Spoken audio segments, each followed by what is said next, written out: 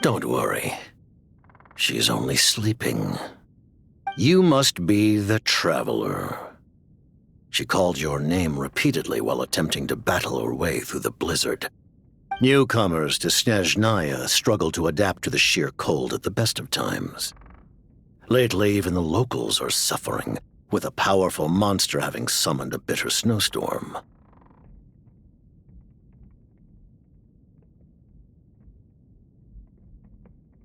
You two must be very important to one another.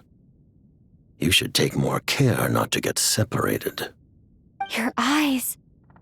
Are you Conrian? There are indeed some Conrians left in this world who survived the cataclysm. But I doubt that is news to you. It would be unwise to interrogate my identity here. Focus your attention on your travel companion instead.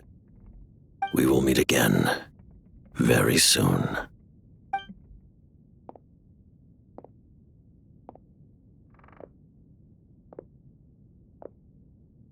The unidentified subject has now left the area. He appears to be an individual of great significance, but my search has yielded no relevant data.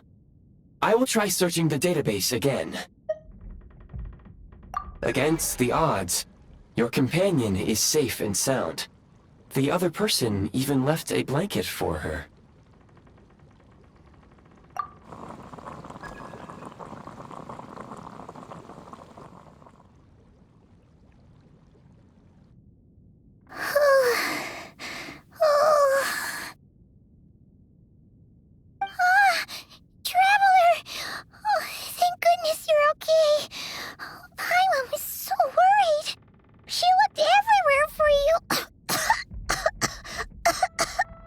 It's okay. Take it easy. Are you feeling all right? Pretty much the same as when we first got to Snezhnaya. Paimon must have caught a cold. She was feeling so faint. She just couldn't keep going any longer. So she had to lie down and sleep it off. Wait, where did the jester go? Yep, the director of the Fatui. The Jester Piero. So, you met him? The Jester must know everything about the Tsaritsa's plans. But there's no way he'd tell me just like that. We might well have ended up clashing. Well, he was right about one thing. Right now, the most important thing for me is to take care of Paimon while she's unwell. He had no intention of explaining his motives, and he left in something of a hurry. Hey! What the? Who is that? It looks like half a pair of goggles. How amazing! A self-aware, talking pair of goggles. Snezhnaya was once the land of the Fae.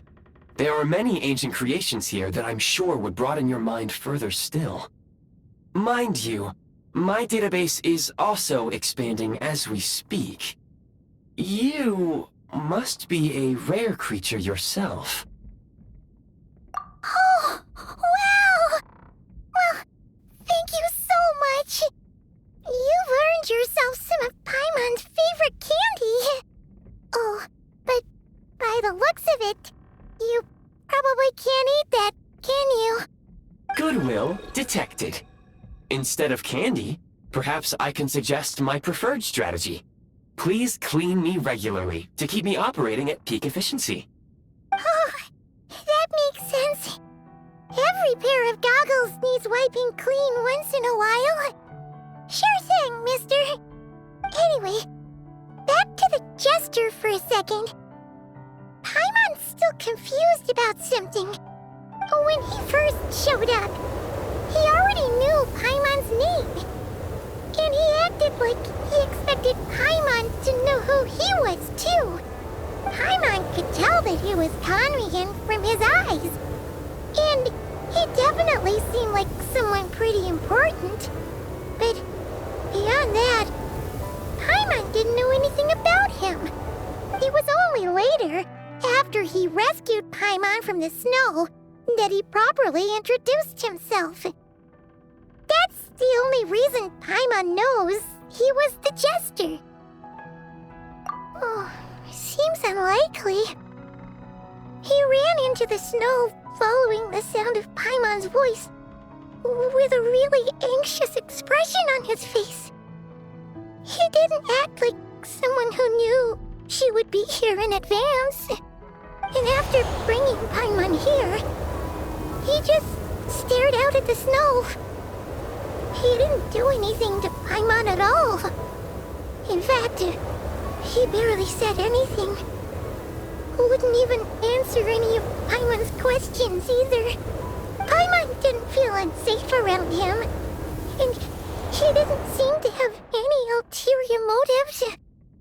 For all we know, he might have just ignored Paimon's questions so she'd give up and go to sleep.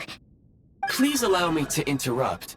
Fatui and director are unfamiliar terms. May I ask for clarification? Wait, you've seriously never heard of the Fatui? Oh, they're like the Tsaritsa's inner circle. Really powerful people. And the director is their boss. Understood. Since they hold elite positions and serve their god directly, it stands to reason that they would conduct themselves with due decorum.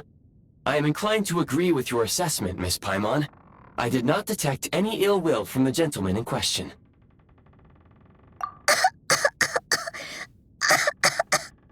Sorry, I shouldn't have encouraged you to talk so much. Paimon, new plan. Let's get out of Snezhnaya for now. We can come back after the weather clears up and you're all better. The jester mentioned that this snowstorm being the work of a monster is worse than most. Even if we made it to Snezhnograd, we'd still have to wait out the storm before we could do any exploring. Oh, well, it's really nice of you to look out for Paimon, but she doesn't want to hold you back. We were really psyched up for this journey when we first set off. Just think of all the burning questions we have. If we turn back now, who knows how long it'll take before we finally get answers. Further information is required regarding the monster situation. But objectively speaking, there is another, more pressing issue at hand. At this point, we have traveled a significant distance into the blizzard. Were we to turn back now, the road would be extremely treacherous, especially since we would need to travel on foot. If, however, we continue onward, there may be a better solution. Do you remember what I said as we neared this location? I told you that this is a train station. While it has evidently fallen into disuse for unknown reasons, the tracks remain intact.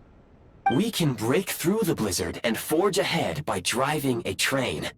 That is the Snezhnayan way. There is a small town up ahead, which would be the perfect place for Miss Paimon to rest and recover. Paimon thinks Goggles here makes a great point. Let's do that! Oh, come on. Don't worry. Think of all the traveling we've done so far. When has Paimon ever gotten sick before? Practically never. 'Cause she's in great shape. Sure, she's a little tired right now, but it's sure to clear up on its own. Affirmative. Should you ever need my assistance during your future adventures, please call for the Eye of Grey whenever you wish. Otherwise, I will remain silent to avoid causing any unnecessary distraction. Now, please follow me to the train tracks.